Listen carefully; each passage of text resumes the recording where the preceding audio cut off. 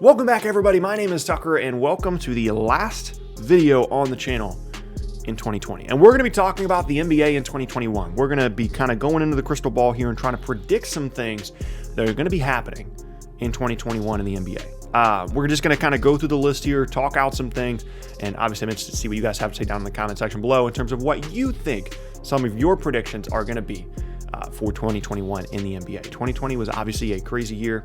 We'll see what 2021 has in store for us. First up, I'm going to go and make this point in the beginning. I'm not nearly ready to make a championship prediction at this point, 4-5 games into the season. I still need to see a lot more of these teams before I really figure out who I think is going to win the title in 2021. So I personally am not ready to make that level of prediction. I think most people right now are just kind of defaulting to the Lakers repeating because they got better. I'm still very much in wait and see mode in terms of who's going to win the title. Now, the next one might surprise some people because I've kind of warmed up to this idea, and I like to make fun of the Knicks. It's an NBA pastime, right? And they've deserved it for the last 20 years, 25 years. But one of my predictions for 2021 is by the time the 2021 offseason is over, mind you, not like immediately when it's 12:01 in 2021. By the time the 2021 NBA offseason is over, the New York Knicks are going to be a competent basketball organization. They have put themselves in a position to have a significant amount of cap space, to have a significant amount of assets via the Kristaps Porzingis trade. I like Mitchell Robinson. I like RJ Barrett. I like what I've seen out of Obi Toppin when he's healthy. We've got some other pieces on the roster that are relatively interesting. And they've got a chance to add some real pieces in 2021. Should they choose to, they're not going to go out and get Kawhi, but should they choose to add some real pieces and, Barrett and Robinson and those guys continue to develop, they could be a legitimately good and just an organization headed in the right direction. And I can't recall the last time that was the case outside of the one really, really good Melo year. In terms of not going after just star power, but actually, building their franchise in a correct way. And I'm still not convinced that Tom Thibodeau is the guy for this team, but overall, I'm thinking positive things about the Knicks here as we move into 2021, and I don't remember the last time that was the case as we headed into a new year, so keep that one in mind. Next up, we have to talk about LeBron at least a little bit here, right? My prediction is a boring one, but that's how I feel.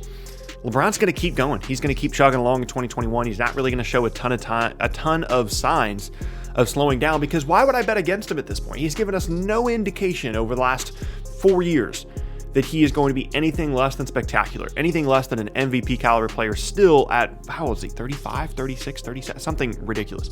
Now, I don't know if he's going to win the title. Like I said, I don't know who's going to, end up being the NBA champion for this year, but the longer he goes, the longer he stays at this level of play, the closer and closer he makes that greatest of all time debate for everybody else. Some people are already, saying that LeBron is the GOAT. I'm not going to insert my opinion here. I don't want to make the whole comment section about LeBron is or isn't the GOAT. But the longer he goes like this, the closer he makes that debate for a lot of different people that are still holding out. And I don't see any reason to think that that's not going to continue as we go into the new year. Next up, let's talk about a team overall here. We've talked about the Knicks offseason. We've talked about LeBron. Now let's talk about a team. I think things might get a little bit weird in Minnesota over the next, throughout 2021. And it's a weird situation because it's not like they don't have talent. They do. But it's almost like they've got too much talent in a lot of weird different places. And it's like, where is this going, right? So they brought in D'Angelo Russell to be Karl Anthony Towns' buddy. Karl Anthony Towns is obviously extremely talented, but they haven't really won anything with him there except for that one Jimmy Butler season, right? They signed Malik Beasley to a significant contract. Anthony Edwards looks awesome. And that's starting to be like the makings of something really cool. But at the same time, with the exception of when Edwards really tries in a significant way on defense, that's a lot of all offense guys and not a lot of defense. And I don't know. I have this weird feeling about Minnesota that maybe they'll cash in some of their younger guys and go out and get a veteran, like an all NBA caliber guy that's going to help them make the playoffs, because they haven't made the playoffs, with the exception of the Jimmy Butler thing since Kevin Garnett was there. I don't know. I have this weird thing about Minnesota where they're going to struggle to stay the course, and they're going to move some of these pieces, and it's not just going to be, we've got D'Lo, Edwards, Beasley, insert whoever you want to at the 4, and Karl Anthony Towns, we're good, we're set. Because if you don't see results, if you don't start winning basketball games with that group, you're going to get a little bit impatient, and I don't know. I have a weird feeling about Minnesota as we go into 2021. Next up, I've already done this one in a different video, so I'll cover this quickly. I think Luka's going to win the MVP. I know that there have been some signs to begin this year, especially from a three-point shooting standpoint, that have not been great for Luka. Fully understand that. But I think I would rather choose what I've seen out of Luka to this point in his career over a 4-game sample size, and I think that he is going to win the MVP this year, presuming that Dallas, ends up with like a top 3, top 4 seed in the West. If that doesn't happen, sleeper dark horse here would probably be someone like Kevin Durant. If the Nets end up with a top 2 or top 3 seed in the East, we've talked about this in the past about how you kind of need to be near the top of your conference to win the MVP. We've talked about that. But for right now, as we go into 2021, I still feel like Luka's the guy to beat. We'll kind of see what happens with everything else. Second to last now, I just wrote down, there will not be a bubble 2.0. Obviously, we went through the whole NBA bubble thing in the postseason in 2021, which was weird. And if you told someone going into 2020 that that's how the year would have gone down, they would have, definitely been thrown off. I don't think that the NBA is going to redo the bubble at the NBA level. I think they're doing it in the G League right now, or they're planning on doing it in the G League back in Disney. But they're going to find a way to just make these games happen at, home sites. They've done a really good job to this point in the season anyway. Or, fingers crossed, maybe by the time we get to the summer, the world is at least relatively back to normal, and the bubble isn't even a necessity anyway. But even if it is something that, seems like something that they should do, I don't think they're going to implement the bubble again as we move into 2021.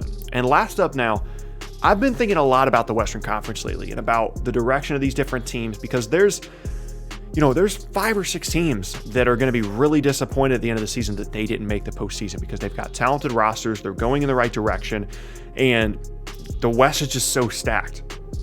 And I've been thinking about, what are the teams that are going to blow it up next? Because at some point, a team is going to look at the Western Conference and think, we can't win. Like, we can get like the 10th seed, maybe play in game, maybe get in the playoffs, but like, what's the point of that? And the conference is so good and it's so deep. Why don't we just wait a year, wait 2 years for, some of these other teams to fall off? Wait for the LeBron Lakers to fall off. Wait to see what happens with the Kawhi and PG Clippers. The conference is just so deep. Wait for Damian Lillard to start to fall off.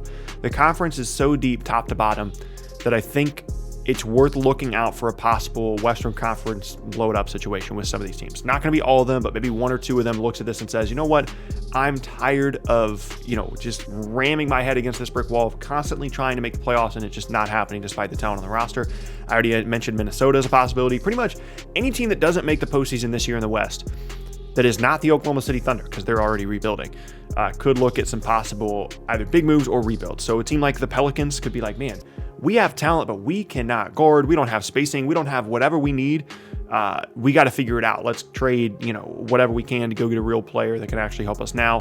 Or they go in reverse and they trade Bledsoe and Adams for picks, and then they're just like the super future team. Maybe the Suns thing doesn't go well. They've looked good to start this year, but maybe Chris Paul gets hurt. They don't make the playoffs, and they're like, well, now we got to figure out something else. I just think there's going to be a bit of a pivot, I think, for some of these Western Conference teams as we move into 2021, because of how talented the conference is, because of how difficult it is to make the postseason in that conference, and that is something that I would keep an eye on. But those are all of my predictions I feel comfortable talking about right now for 2021. The NBA in 2020 was definitely a weird place to be. I don't think that if you had told anybody the actual timeline of the NBA in 2020, or the world in 2020 for that matter, I don't think anybody would have believed you. Like, if a January 1, 2020, someone had come into your life and be like, hey, I've seen the entire year and the league's going to get shut down in mid-March. They're going to have to be in a bubble in Disney World in order to play these playoff games. And there's not going to be any fans past March. And, LeBron and Lakers ended up winning the title. That isn't necessarily incredibly surprising, but then we're going to start the season, in the 2020 to 21 season is going to start on the 22nd. The draft was a month before. The free agency was 2.5 weeks before. And we still go into 2021 not knowing if there's going to be fans in games. If someone had told you that at the beginning of 2020, you probably would have thought they were crazy. But hopefully, ideally, we are on the back half of everything that's happened in 2020. And we are on our way towards a much better year from an NBA standpoint in terms of fans and everything like that, but also just a healthier year for the world as a whole, and the world getting back to normal, and us being able to just go on about and hang out with each other and see our friends and go to work on a regular basis and go to the gym and go on vacation and all that stuff. That is obviously the goal. That's not a prediction for me, but that's the hope. Not only for the NBA, but just for the world in general. That's something that we get to get back to. And regardless, I mean, that's kind of what's going on here in the States, but wherever you are in the world, hope you're staying safe. And I wish you guys a very, very happy new year. I thank you guys so much for an awesome year on the channel this year, and I look forward to doing more really, really awesome things as we move into 2021. But that is going to be the end of the last video of 2020, and I thank you guys very much for watching. If you missed any of my previous videos, then be sure to check out the boxes on screen. You can also subscribe to the channel if you want. It's a great place for consistent NBA content. I upload twice a day, every day, and you can also leave a like rating on the video as well. Helps me out a ton, lets me know that you're enjoying the content, and helps to get the video out to more people on YouTube as well. You can also check me out at various socials in the description. There's a link tree down below. You can click on that and hang out with me outside of these videos at various social networking, social media sites. With all those things said, hope you guys have an awesome new year. Thank you guys so much for everything in 2020, and I will see you in 2021.